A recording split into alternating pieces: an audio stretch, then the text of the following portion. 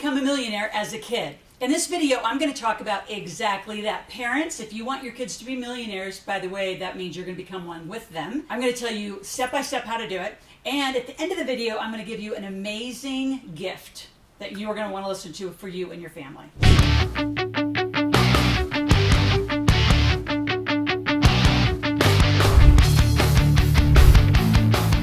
Let's talk about how to make money. It's my favorite thing. And the best investment you could do is get your kids earning money. Now, never pay an allowance. You're going to have tasks that they're going to do. There's a base of home chores. Just because they live there, they have to do them. But then they're going to earn money on different tasks. So what could they do in the summer? I'm going to talk about summer, and then I'm going to talk about winter, because I think there are different kinds of things.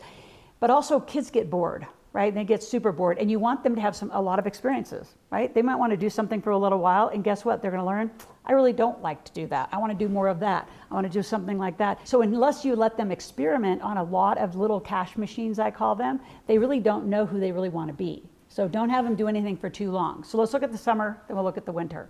So summer jobs, what can you do? Well, one of my favorite stories in The Millionaire Maker was a dog walker. And the dog walker then actually grew into owning her own kennel. And then she brought on vets. I mean, she's become a multi-millionaire. But she started walking dogs, believe it or not. So from walking dogs to babysitting, that actually could be kind of year round.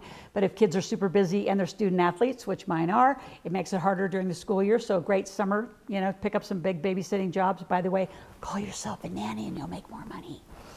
Way more money. So there's yard work, there is car detailing, car washing, look around your neighborhood, your neighbors need things done. Here's the fun ones. You want to help re-clean out the garage. I mean, just projects. Like what projects would mom and dad, if you're out there and you're a kid watching this, what would you hire, right? As a parent, what would you hire?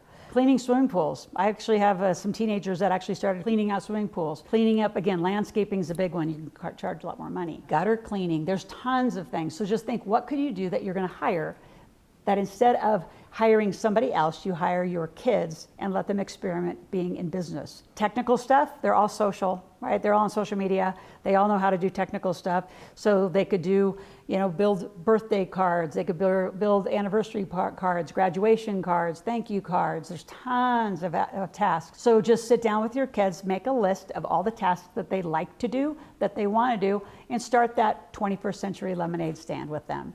Now in the winter, it gets a little different. I lived in Lake Tahoe, grew up my kids up in Lake Tahoe. I actually grew up in Nebraska, but either way, we had a lot of snow. So shoveling snow is a great one. De-icing is a great one. My son taught ski lessons for a long time. He was a nationally ranked skier. And again, I said, go look at, if you went to Heavenly Mountain, which is where he grew up, they were charging pros $350, $500 an hour. And so I said, I don't care that you're a teenager, you need to at least charge $150. I mean, he started at 75, I think he ended around $150 an hour, still way off the mountain prices, made lots and lots of money. What else can you do in the winter? Holiday things. Oh my gosh, like from Christmas wrapping, a big one, put up and take down Christmas trees and decorations. I don't know how many of my teenage kids have made hundreds of thousands of dollars just doing decorations and lights, especially if you go around to those neighborhoods with 55, 60, 70-year-old people that have well, first of all, there's probably 40, 50 houses you could do, and they don't like to get on ladders. They don't like to put up all those lights, so you can do all of those kind of things. So hosting parties and also catering. I grew up, my mom was a caterer,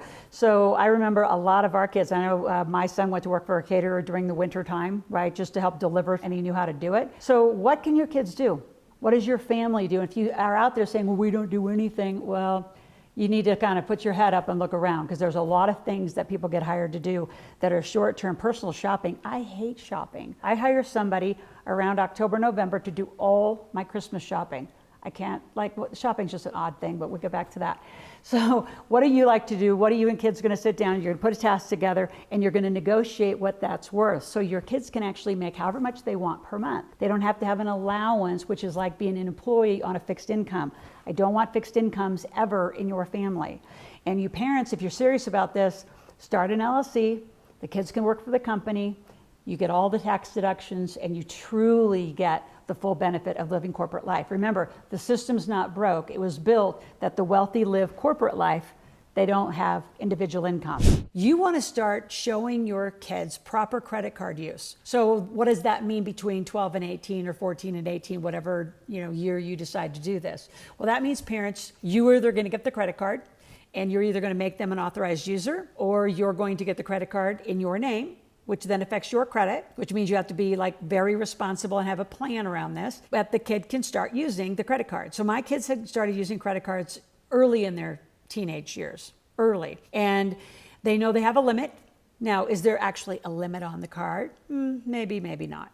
Their knowledge limit is $200 to $300, and that depends on the month. There's some months where they need to buy an extra thing at school, or they need to buy a lunch, or they had a spur of the moment, field trip, and, they didn't pay in advance. And you want your kids to have access to capital. They don't want to be that person who has no money, and so many institutes and places don't take cash anymore. So how are you going to send your kid around safely getting things that they might need?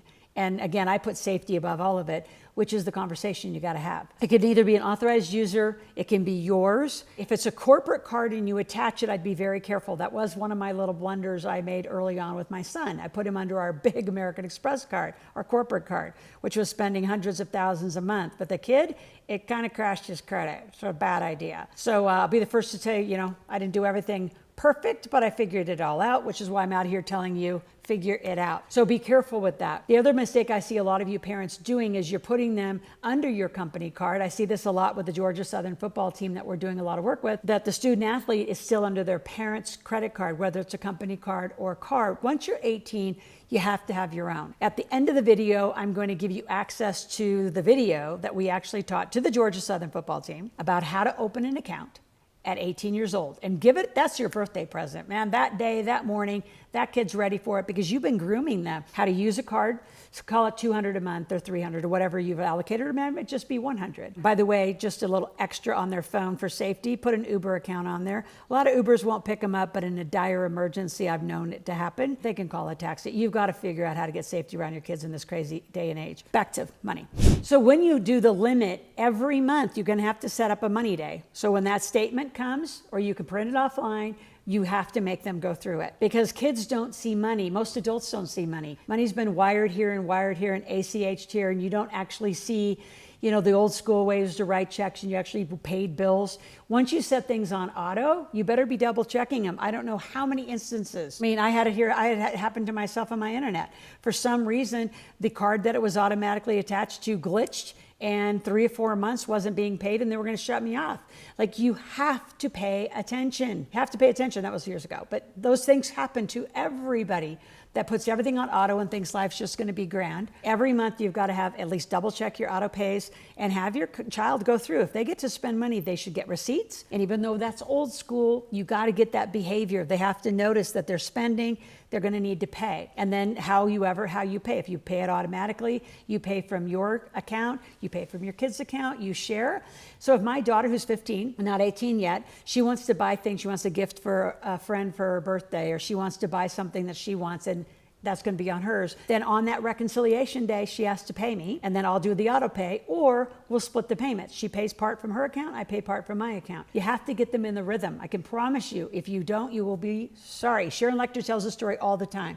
Why family financial literacy is so critical is she didn't teach her son when he went off to college and came back. I don't remember the number, but it was in the tens of 20s of thousands of credit card debt during school. Because, the minute those kids are 18 years old, they're going to be bombarded. I know I kept track for quite a while with my son Logan, who's now almost 23. He had over 500 solicitations in a few years from everybody and their dog who wanted to give him a credit card at 18 years old. So if you aren't the responsible parent and teach them from 12 to 18 or 14 to 18, whatever you decide, you're sending them out into a very scary world to set their financial base.